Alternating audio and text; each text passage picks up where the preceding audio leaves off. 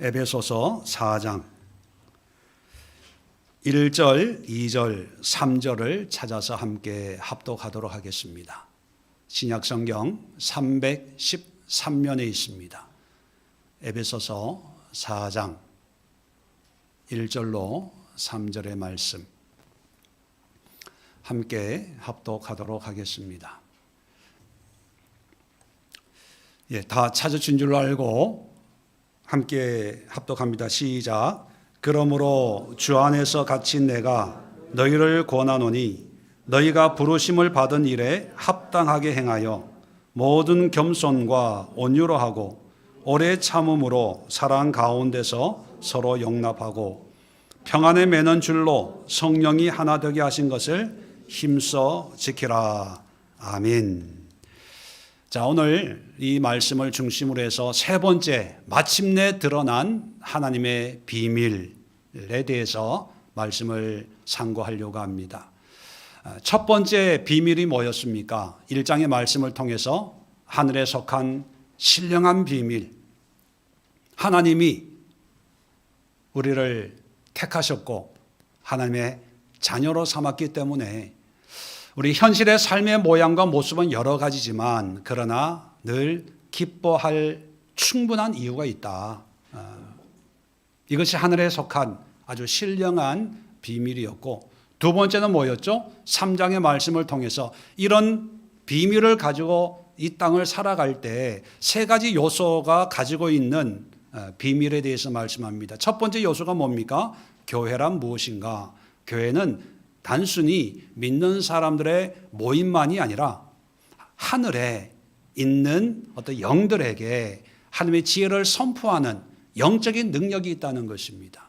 그래서 교회가 크든 작든 많이 모이든 적게 모이든 시골 교회든 도시 교회든 상관없이 하나님의 교회는 영적인 존재들에게 하나님의 말씀을, 하나님의 뜻을 선포하는 그런 능력을 가진 교회이기 때문에 사람에게만 선포하는 것이 아니라 하늘에도 선포한다. 사람이 많이 듣지 않는다고 낙심할 필요가 없다는 거죠. 사람은 졸아도 마귀 사탄은 졸지 않는다. 천사는 귀를 기울이고 하나님의 지혜를 듣고 있다. 세 번째가 뭐였죠? 환난의 문제. 이 환난의 문제, 우리는 환난하면 마이너스 개념입니다. 손해보고 빼앗기고 슬프고. 그런데 그게 아니라 환난에도 생산성이 있다는 거예요. 하나님의 은혜 가운데 정말 진주 같은, 보배와 같은 영광을 만들어내는 생산성이 있기 때문에 굳이 환난을 미워하고 외면하고 피할 필요는 없다. 물론 그렇다고 해서 환난을 자원할 필요는 없지만 살아가면서 이 모양 저 모양의 문제들이 생기더라도 이걸 통해서 하나님이 뭔가 또 이루시려고 하는구나. 기대와 소망을 갖는 것이 이게 하나님이 우리에게 주신 비밀의 경륜, 하나님의 계획이었다는 겁니다. 자, 오늘 세 번째로 마지막으로 에베소서를 쓰면서 바울은 로마 감옥에 있지만 기쁨과 감사와 흥분과 감격으로 펜을 들고 편지를 쓰고 있습니다.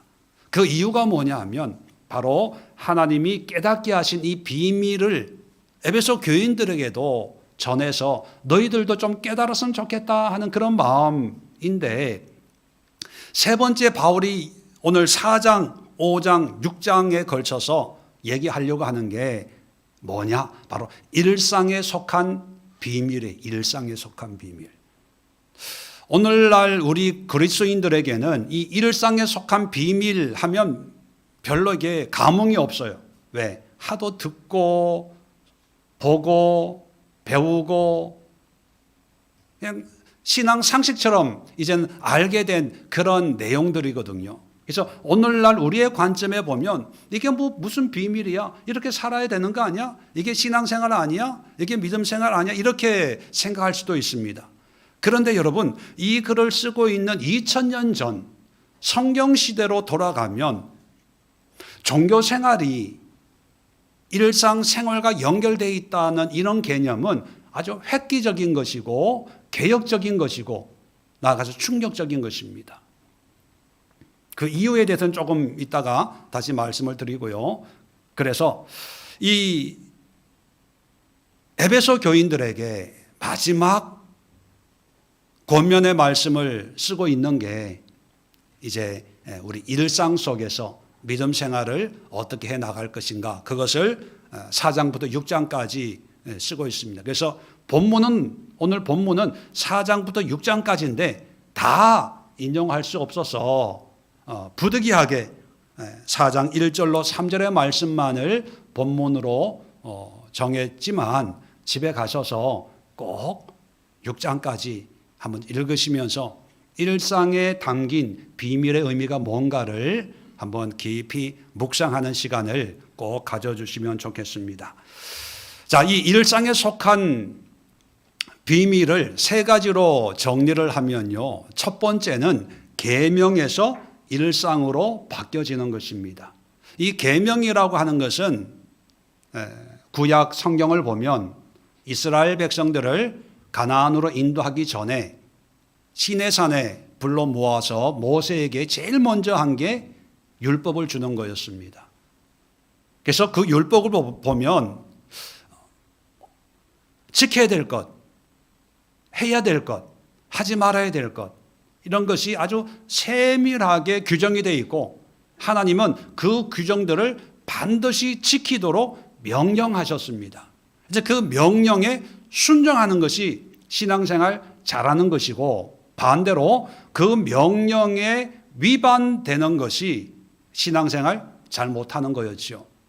그런데 비단 이런 종교적인 개념은 유대교뿐만 아니라 당시에 모든 이방인들이 섬기는 이방 종교에도 일반적인 모습이었습니다. 어떤 장소에 신전을 세워놓고 그 신전에서 신의 대리인들이, 제사장들이죠, 행하는 어떤 종교적인 규정을 준수하는 것으로 신을 기쁘게 할 때 그 신이 우리에게 여러 가지 필요한 복을 준다는 개념이 일반적이었거든요. 그래서 종교인이라고 하는 것은 어떤 그런 규정된 계명들, 규례들을 시기적절하게 지키는 것이 신앙의 아주 중요한 요소였습니다. 그런데 4장부터 6장까지 내용을 보면 4장에는 주로 교회 생활을 얘기합니다. 교회 생활. 5장 22절 보면 아내들이여, 또 28절에 보면 남편들도, 이와 같이 남편들도 그런 얘기를 하고요. 6장 1절에 보면 자녀들아, 가정의 이야기를 하죠. 가정에서 아내와 남편과 자녀, 부모들에 대한 얘기를 하고요. 6장 5절에 보면 종들아,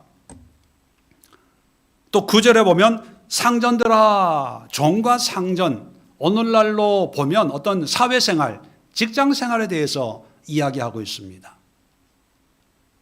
자, 지금 바울이 어떤 교리를 얘기하고 신학을 얘기하고 계명을 얘기하는 게 아니고 우리가 예수를 믿으면서 살아가는 어떤 교회생활, 가정생활, 사회생활, 통칭해서 우리의 일상에 대한 그런 내용들을 언급하고 있거든요. 여기에 어떤 특별한 계명이 있는 거 아닙니다. 규례가 있는 게 아니라 그저 우리가 살아가는 모든 삶의 현장에서 우리가 어떤 마음 자세로 살아가야 되는가를 얘기하고 있거든요. 그렇게 보면 구약적인 계명을 지키고 준수하고 사는 어떤 그런 신앙에서, 일상에서 우리가 살아가는 삶으로 변화되는 거예요. 말씀드린 것처럼 이런 내용은 우리는 별로 감흥이 없어요. 익숙하니까. 또 많이 들었잖아요. 배우고. 그런데 예수님 당시 이 초대교회 이 당시의 성도들에게는, 그리고 바울에게는 엄청난 충격이었어요.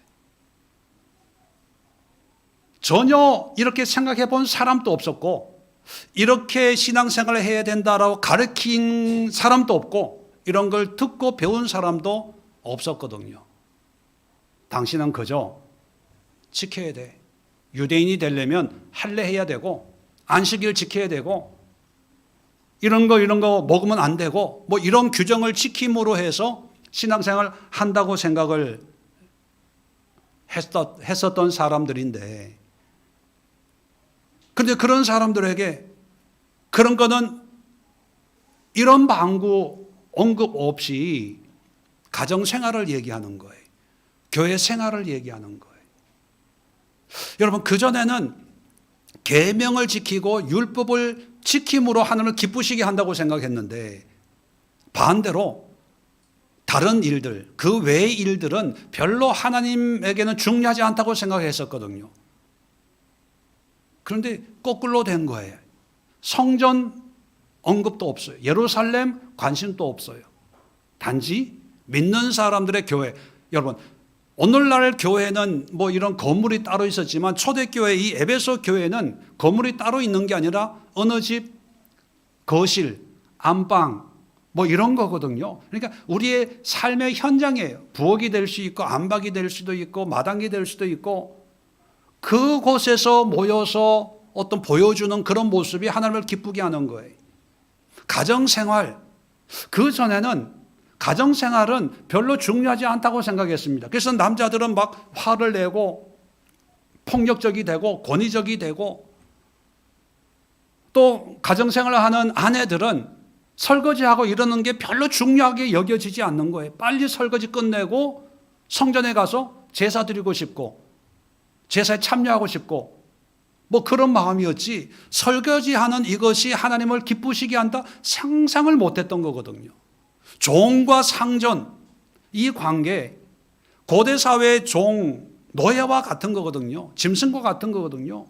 여기에 무슨 뭐 관계가 있고 관련이 있고, 마음에 안 들면 팔아버리고, 마음에 들면 사오고, 이 정도였지, 종과 상전과의 관계를 통해서 하나님을 영화롭게 하고 하나님을 기쁘시게 한다? 그 누구도 상상도 못했던 일입니다. 그런데 바울이 깨달은 비밀이 뭐냐면, 하나님은 성전뿐만 아니라 우리의 가정에서의 모습, 직장에서의 모습, 학교에서의 모습, 사회생활하고 일상생활하고 설거지하고 시장 가고 운전하고 하는 모든 삶의 전반을 통해서도 하나님을 섬길 수 있는 그런 길이 있다. 이걸 깨달아 버린 거예요. 예수님이 요한복음에 보면 내가 새 계명을 주노니, 새 계명이라고 언급을 하면서 말씀한 게 서로 사랑하라 였어요. 원래 계명은 해라 뭐 하지 마라 이런 거였잖아요. 하라와 하지 마라. 그래서 새 계명 하면 또 뭘 해야 되나 이런 기대를 가지고 있었던 사람들에게 의외로 사랑하라. 여러분, 사랑은 기독교인만 하는 게 아니라 모든 사람이 사랑하잖아요. 사랑하라 말하지 않아도 그냥 보면 사랑에 빠지는 사람들이 있어요. 대표적인 게 옆에 앉아 있는 사람들. 그냥 사랑에 빠져요. 이건 뭐 계명이고 아니고를 떠나서 어떻게 보면 인간의 본능이고 습성이고 습관적인 그런 모습이 될 수 있는데, 그거를 새 계명이라고 얘기하는 거예요. 그건 뭐냐면 우리의 상식, 또 우리의 관념, 우리의 사고 체계를 완전히 부숴버리는 충격적인 그런 가르침이자 말씀이에요. 근데 얼굴 보니까 별로 충격으로 다가오는 분이 별로 없어요. 많은 분들이 오해합니다. 신앙생활 잘 하려면 어떻게 해야 됩니까? 교회 열심히 나오고, 예배 빠지지 말고, 기도 열심히 하고, 성경 열심히 읽고, 중요합니다. 그런데 그것만 한다고 신앙생활, 믿음생활 잘 할 수 있는 게 아니라 그런 걸 통해서 결국은 뭐냐? 우리의 일상이 변화되는 거예요. 일상이. 교회의 존재의 목적이 교회 부흥이 아니고요. 우리 일상의 변화입니다. 어떤 분들은 그래요. 우리 예수의 교회는 무슨 활동도 없고 별로 뭐 행사도 없고 좀 활력이 없는 것 같아요. 예, 그럴 수 있어요. 그런데 우리 예수의 교회가 17년 동안 끊임없이 추구해 온 게 삶의 변화거든요. 교회의 변화가 아니라 이곳에 이사 온 지 8년 됐는데 여러분 8년 동안 변화된 게 있어요? 네, 벽지 떨어지고 앞에 이거 변화가 없어요. 네. 교회는 교회의 변화를 추구하는 게 아닙니다. 우리의 삶의 변화, 일상의 변화. 그런 모습으로 보면 여기 앉아 계신 성도님들 일상의 변화가 많이 일어났나요? 안 일어났나요? 또 일상의 변화를 이루려고 많이 요즘 애쓰고 계시나요? 애 안 쓰고 계시나요?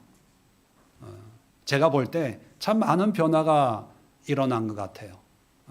물론 아직도 보수 신앙을 가지고 있는 분들도 있지만 이게 비밀입니다. 일상을 통해서 부엌에서도 하나님을 찬양할 수 있구나.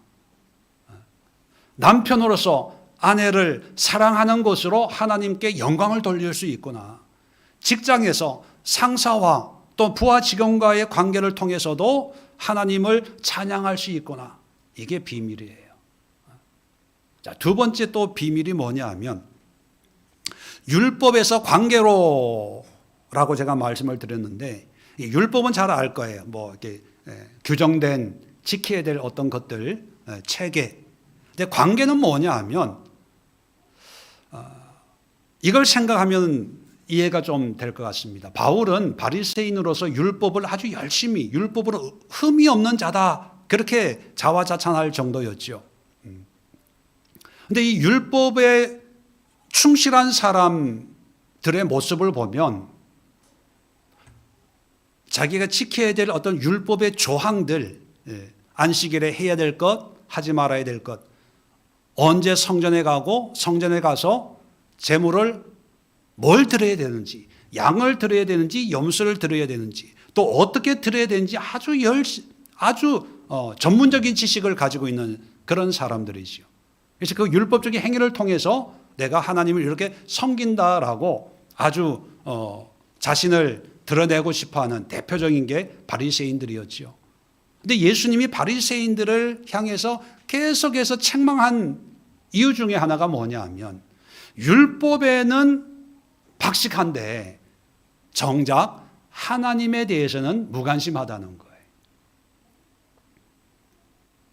자, 율법에서 관계로라고 하는 것은 뭐냐면 율법에 관심을 가지고 율법에 철저한 것이 구약이라면 예수님을 통해서 새롭게 기독교 신앙이 시작이 된 그 비밀은 뭐냐 하면 율법이 아니라 그 율법을 주신 하나님과의 개인적인 관계가 중요하다는 거예요. 오늘날 또 보면 예수님을 모르던 사람이 전도가 돼서 교회에 오지 않습니까?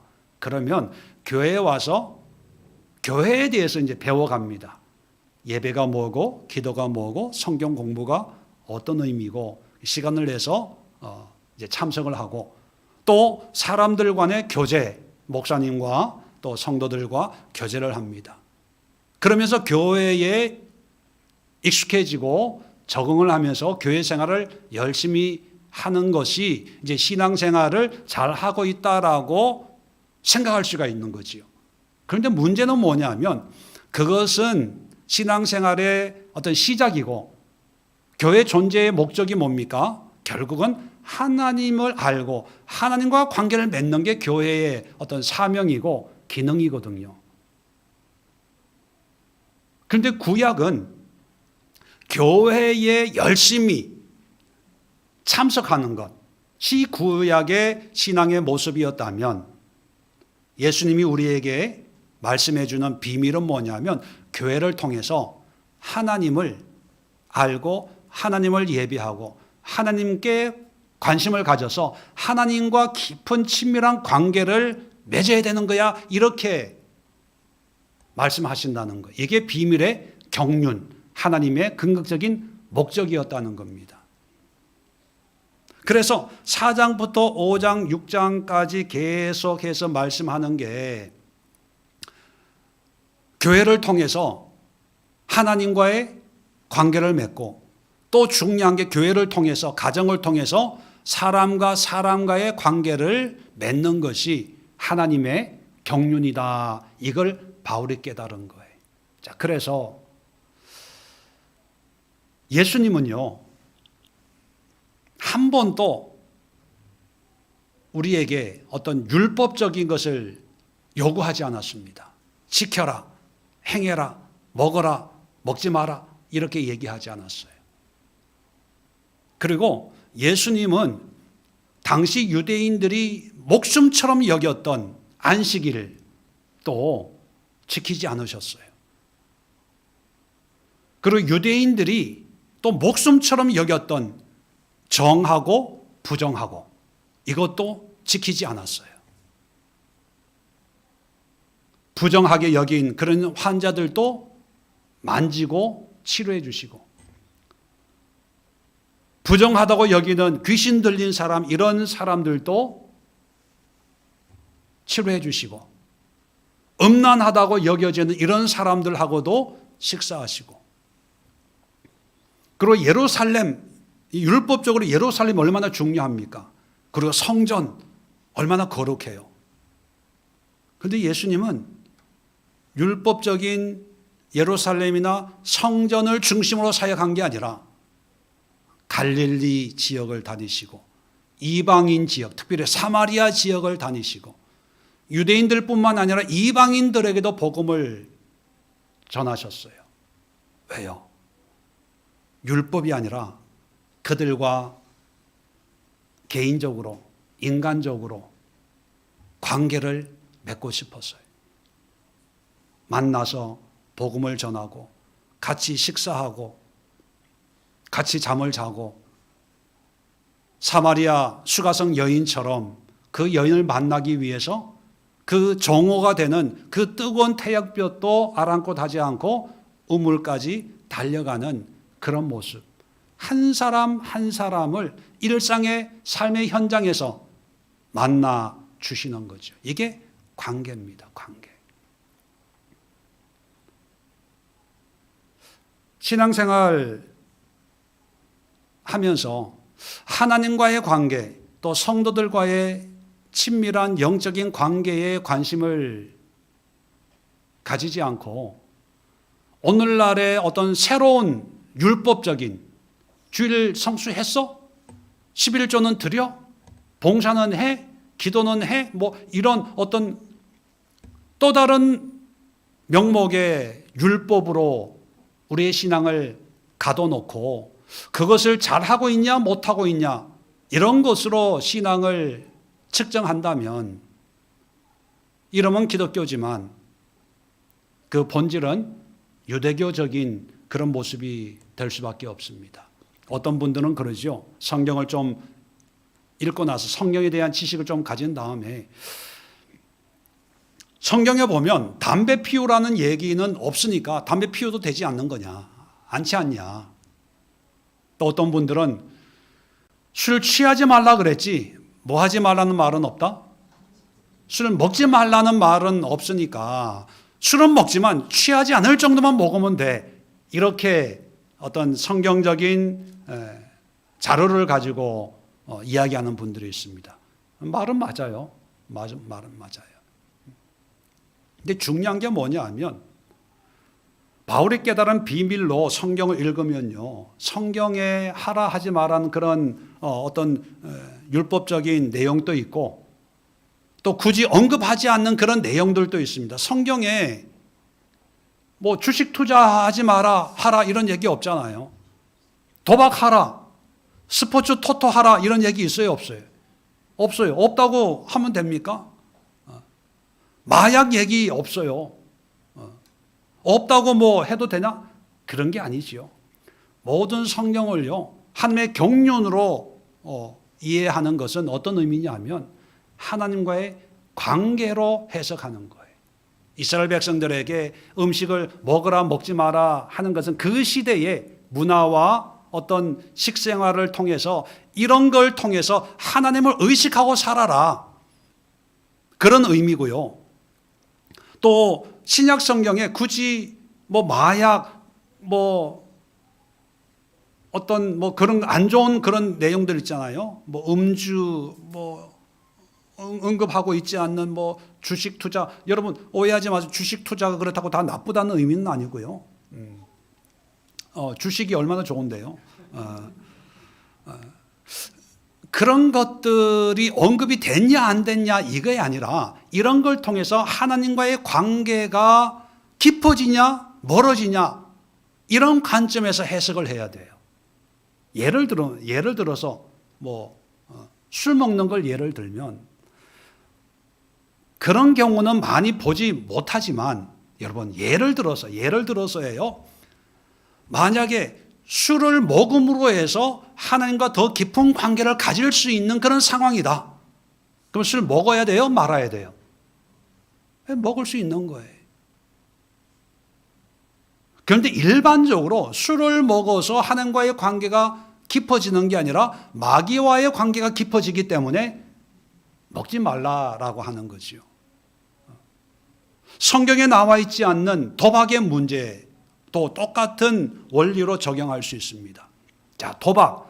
그럴 가능성은 0.0001%밖에 안 되지만 어떤 상황에 도박함으로 해서 하나님과 더 깊은 관계가 될 수 있다. 그러면 해야 돼요? 말아야 돼요? 왜 대답을 안 합니까? 해야 돼요. 우리의 전통적인 고정관념에 사로잡혀서 도박은 다 나빠, 하면 안 돼, 이렇게 생각하는 것도 이게 하나님의 뜻에 위반하는 거예요. 여러분 오해하지 마세요. 예를 들어서 얘기하는 거예요. 예입니다. 이것만 잘라가지고 우리 교회 목사님은 도박도 괜찮다고 그래, 이렇게 생각하면 안 됩니다. 하나님과의 관계가 깊어질 수 있으면 해야 되는 거예요. 그런데 99.99999%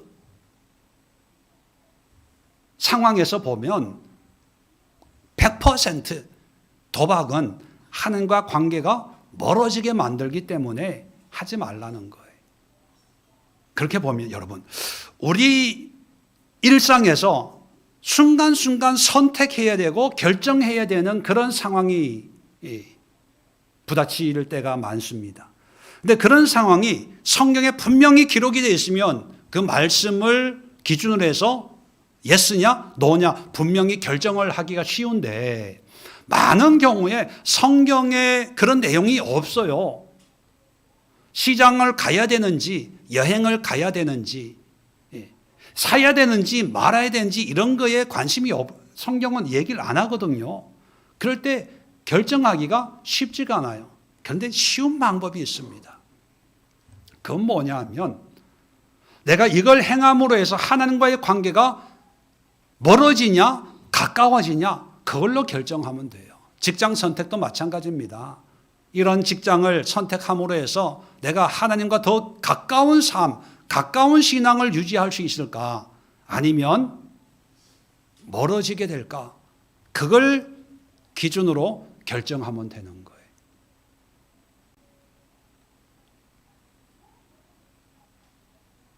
많은 사람들이 오늘날은 하나님과의 관계에서 결정하는 게 아니라 경제적인 이유로 결정을 하죠. 돈을 벌까 못 벌까. 조금이라도 돈을 벌 수 있으면 하나님과의 관계는 신경을 안 써요. 그러다 보니까 하나님과 멀어지는 거예요. 하나님의 은혜에 상관없는 삶을 사는 거예요. 제가 상담을 많이 하죠. 상담할 때 목사로서 권면의 말씀을 할 때 한 가지 목적밖에 없어요. 그것은 이분과 하나님과 관계를 가까이 해주는 거예요. 이분의 상황에서 이렇게 함으로써 하나님과 가까워진다라고 얘기해 주는데 그 얘기를 듣는 사람은 현실로 받아들일 때가 많아요. 바빠 죽겠는데 왜 자꾸 목사님 기도하라고 그래? 안 그래도 힘든데 왜 자꾸 교회 와서 예배 참석하라 그래? 아니 어려워 죽겠는데 뭐 자꾸 헌금하라 그래? 봉사하라 그래? 기도하라 그래? 선교하라 그래?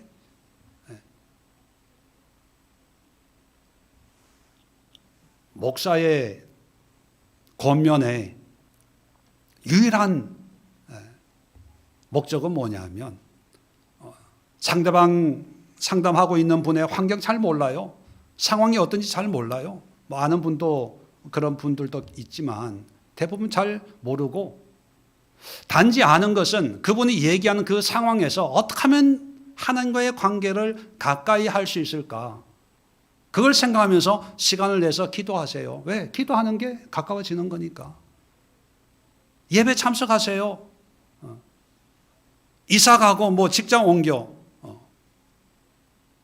그럴 때 이렇게 하면 일 때문에 믿음 생활을 유지하기 어렵다고 생각할 때 그런 직장보다는 이런 직장을 선택하면 좋지 않을까요? 10여 년 전에 저희 교회에 잠깐 나오시던 분이 다시 자기 교회로 돌아간다고 그러시더라고요. 그래서 가지 말라 그랬어요. 그랬더니만 아니 목사가 어떻게 돌아간다고 그러면 기도해 줘야지 뭐 그런 목사가 어디 있냐 뭐 이런 식으로 뭐 이렇게 얘기를 한다고 전해 들었습니다. 뭐 받아들이는 사람은 뭐 다 사정이 있고 뭐 생각이 있겠지요. 근데 가지 말라고 했던 이유는 하나밖에 없었어요. 돌아가면 하나님의 은혜에 머물지 못한다는 것이 너무나 분명했기 때문에. 근데 돌아가서 그분의 이야기를 전해 들으면 참 안타까운 모습밖에 들리지가 않더라고요. 여러분, 바울이 깨달은 비밀이 뭘 지켰냐 안 지켰냐 했냐 안 했냐 이게 절대로 아닙니다. 여러분 교회, 주일, 성수 여기에 목숨 걸지 마세요. 교회, 봉사, 헌금하는 거 여기 목숨 걸지 마세요. 어디에 목숨 거냐 하면 하나님과 더욱 가까워지는 일. 가까워지는 일이라면 그런 경우는 제가 잘 못 봤지만 가까워지는 방법이란 교회에 나오지 마세요. 또 하나님과 가까워질 수 있는 방법이라면 절대로 성경 보지 마세요. 하나님과 가까워질 수 있는 방법이라면 절대로 기도하지 마세요. 왜? 하나님과 가까워지는 게 제일 중요한 거예요.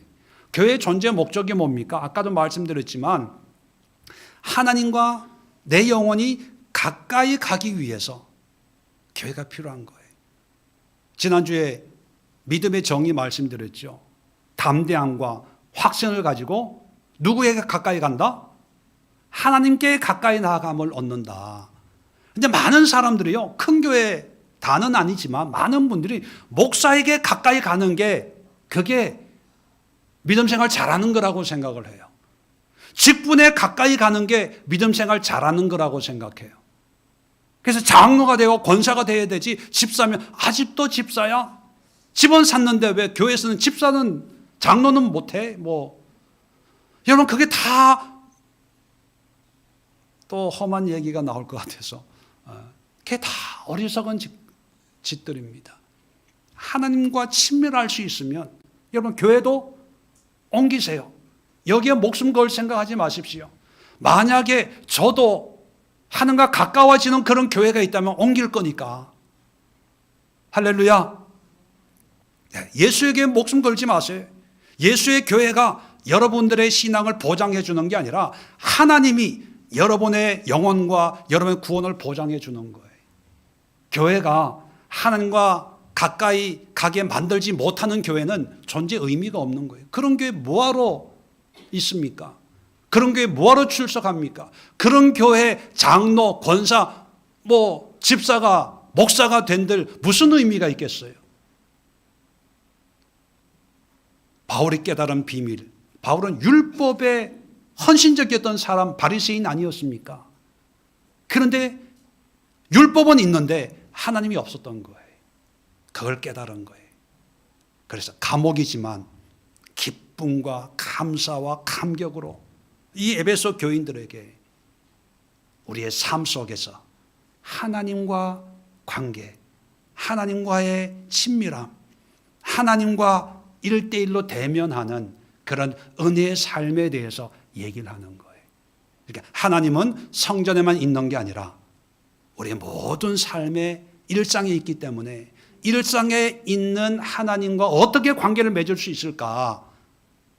그거를 교회에서는 이렇게 신앙생활을 하고, 가정에서는 아내로서, 남편으로서, 자녀로서, 부모로서, 사회에서는 종으로서, 요즘 종이라고 하면 직원들, 상관이라고 하면 오너나 어떤 상급자 입장에서 어떻게 하나님과 가까워지는 그런 생활을 할 수 있을까를 얘기하고 있는 거지. 자, 마지막으로 바울이 얘기하고 있는 아주 중요한 개념이 있는데요. 감격에서 책임으로. 자, 이게 무슨 뜻이냐 하면, 자, 지금까지는 하나님의 구원의 은혜에 감사하고 감격했습니다. 이방인인 우리에게도 유대인과 똑같은 하나님의 자녀의 지위를 주셔서 이방인, 유대인 구별이 없이 하나님께서 우리에게 믿음의 기업을 약속해 주셨다. 참 감사하다. 그래서 이제 교회가 설립이 된 거지요. 자, 이런 상황에서 감사와 감격을 넘어서 책임. 자, 1절에 보면, 오늘 본문 1절에 보면, 그러므로 주 안에서 갇힌 내가 너희를 권하노니 너희가 부르심을 받은 일에 합당하게 행하여. 자, 합당하게 행한다는 것은 무슨 뜻입니까? 부르심에 대한 책임이 있는 삶을 살아라, 그런 뜻이에요. 합당하다는 말을 다른 말로 하면 책임입니다. 자, 이 책임이라는 단어를 좀 영어로 한번 생각해 보면, 책임 영어로 일반적으로 뭐라고 표현하죠? responsibility. 근데 이 responsibility가 책임이에요. 근데 이 책임이라는 단어를 만드는 아주 중요한 동사가, 명사일 수도 있지만 명사가 있는데, responsibility라고 하는 게 명사형을 만드는 거거든요. response라는 말은 무슨 뜻일까요? response, 반응, 대답. 제가 질문을 하면 거기에 대한 대답을 하죠. 대답하는 게 response예요. 여기에 명사형으로 만든 게 responsibility가 책임, 이렇게 의미를 붙이는 거죠. 그러면 여러분, 책임이란 뭐냐? 합당한 반응이에요. 하나님이 우리를 자녀로 부르시고 구원으로 부르셨어요. 그러면 당연히 그 부름에 합당한 반응을 보이는 게 이게 책임이에요. 그래서 4장부터 5장, 6장까지 교회 생활, 가정 생활, 사회 생활, 직장 생활, 또는 신분으로, 종으로서, 상관으로서, 아내로서, 남편으로, 자녀로서, 또 성도로서 여러 가지 어떤 그 당시에 있는 사회의 여러 가지 모습을 언급하면서 그 직분, 그 위치에서 합당한 믿음의 반응, 구원의 은혜에 합당한 반응을 보이라. 이것이 마지막 비밀이에요. 우리는 그저 구원의 감격에 머물러 버려요. 구원의 확신, 나 구원받았어, 천국 갈 거야, 믿어. 또 어떤 분들은 아직 믿음이 확신이 없어요. 믿음이 안 자라요. 뭐 그래요. 근데 여러분, 그런 개념들이 굉장히 말장난이에요. 말장난. 뭐냐 하면 하나님은 구원 받았든지 안 받았든지 우리가 알 수도 있고 모를 수도 있어요. 왜? 영적인 은혜의 역사이기 때문에. 물론 확신을 하면 좋지만 그러나 내가 구원을 받았든지 안 받았든지 거기에 대해서 긴가민가 거기에 매이지 말고 구원받은 자로서의 책임을 감당하면 구원받은 거예요. 하나님의 자녀로서의 삶의 책임을 다하면 하나님의 자녀가 되는 거예요. 지난주에 탕자의 이야기로 하나님께서 우리에게 드러내 보여주신 비밀에 대해서 말씀을 나눴습니다. 자, 탕자가 돌아왔어요. 용서받았어요. 그러면 감사 잔치가 벌어졌죠. 근데 그 잔치는 하루만 지나면 끝나잖아요. 그 다음부터 성경은 언급하고 있지 않지만 그 다음 비하인드 탕자의 모습은 어떤 모습을 우리가 상상할 수 있을까요? 잔치한 그 감격에만 빠져가지고 매일 오늘은 송아지 안 잡나? 어제 송아지 잡았으니까 오늘 뭐 이렇게 닭이라도 잡아야 되는 거 아니야? 이랬을까요? 아니면 용서받은 그 은혜에 이제 책임감을 가지고 막내 아들로서 사고 치지 않고 건강한 아들의 삶을 살았다. 물론 성경은 얘기하고 있지 않지만 우리가 유추해 보건대 아마 전자보다는 후자가 맞지 않을까. 아들로서의 합당한 삶, 아버지가 기대하는 모습이잖아요. 그게 뭐냐면 책임입니다. 용서받은 자의 반응, 합당한 반응. 맏아들도 마찬가지예요. 아버지의 마음을 모르고 종처럼 일했거든요. 그러니까 항상 불평불만이 생길 수밖에 없는 거예요. 근데 아버지의 마음을 알았어요. 아버지의 것이 다 내 것이구나. 그러니까 내 것을 내가 주인처럼 일해야지, 주인의 마음을 가지고 일해야지 종의 마음으로 살아는 안 되는구나. 이걸 깨달았다면 거기에 대한 반응이 뭐였을까요?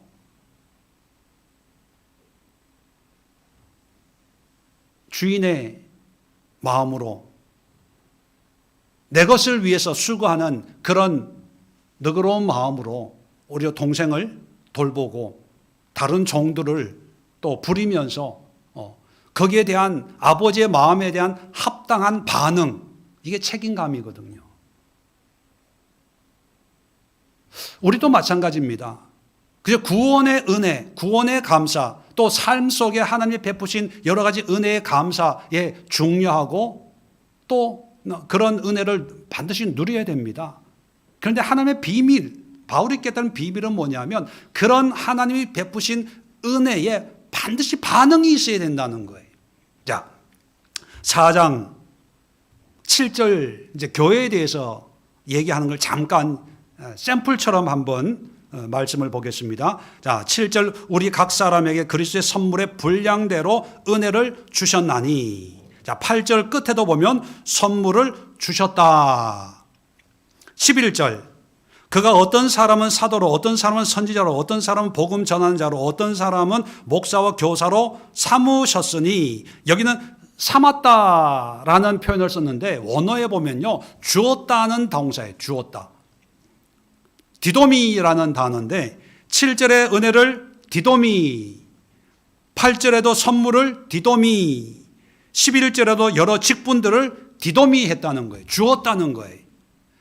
왜 주었다는 표현을 쓸까요? 줬기 때문에 받은 자는 받은 합당한 책임을 다해라, 이런 의미거든요. 준 자는 받은 자가 어떻게 행동했으면 좋겠다는 것을 기대하면서 주었다는 거예요. 그게 하나님의 마음이라는 거예요. 그럼 우리는 받은 자 아닙니까? 그죠? 받은 자로서 우리는 책임을, 반응이 responsibility니까 반응이 책임이에요. 교회를 이루는 사람은 하나님의 몸을 이루는 지체로서 책임을 감당하라는 거예요. 손이면 서로 비교하지 말고 손으로서의 책임을 감당하고, 발이면 나는 왜 항상 양발 신고 신발 속에 들어가 앉아 있어야 돼? 불평하지 말고 발로서 책임을 감당하라는 거죠. 그것처럼 교인이면 교회로서, 하나님의 자녀로서, 믿음의 사람으로서 책임을 감당하고, 가정생활하면 아내는 아내로서 책임을 감당하라는 거예요. 야, 남편은 교회 가서 찬양하고 하는데 나는 집에서 설거지만 하고 빨래만 하고 불평불만하는 게 아니라, 아내로서 가정일이 하나님이 주신 거라면 거기에 대한 반응으로서 뭐 설거지 할 수 있잖아요. 빨래할 수 있잖아요. 그런데 설거지하고 빨래하는 그 책임을 감당하는 그것이 곧 하나님을 찬양하고 하나님을 높이고 구원받은 사람이 당연히 가져야 될 삶의 태도라는 거예요. 이해되시면 아멘. 여러분, 이게 엄청난, 우리 시대는 너무 이렇게 의미가 희석이 돼서 별로 감동이 없는데, 이 편지를 읽고 있는 당시 사람들은요, 와, 빨래하는 게 하나님을 섬기는 거야?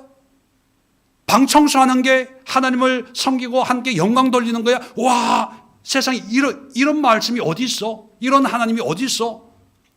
이런 반응이 나오는 말씀이거든요. 획기적이고 충격적이고 놀라운 그런, 그래서 비밀의 경륜이라고 표현을 하고 있는 거죠. 결론적으로 말씀을 드리면요, 오늘날 우리의 신앙이 자칫 잘못하면 다시 유대인들이 빠졌던 그 율법주의, 자칫하면 중세 기독교회가 빠졌던 형식주의에 오늘날 교회도 물들어 갈 위험이 다분히 있습니다. 우리 예수교회가 17년을 지나고 이제 18년을 맞이하게 되고, 하나님의, 예수님이 허락하시는 날까지 하나님의 일을 할 텐데, 우리가 정말 관심을 가지고 집중해야 될 것들이 뭘 지키고 수행하고 무슨 프로그램이나 행사를 하고 안 하고 그게 중요한 게 아니라, 정말 내가 하나님과 점점 가까워지고 있고 내 일상에서 변화된 삶을 사는데 하나님의 자녀로서 책임 있는 삶을 살아가고 있는가, 여기에 교회가 목숨을 걸지 않으면 의미 없다는 거예요. 다음 주에 말씀드리겠지만, 왜 하나님이 성전, 하나님의 집이잖아요. 자기 집을 자기 손으로 불태우고 무너뜨릴 수밖에 없었는가?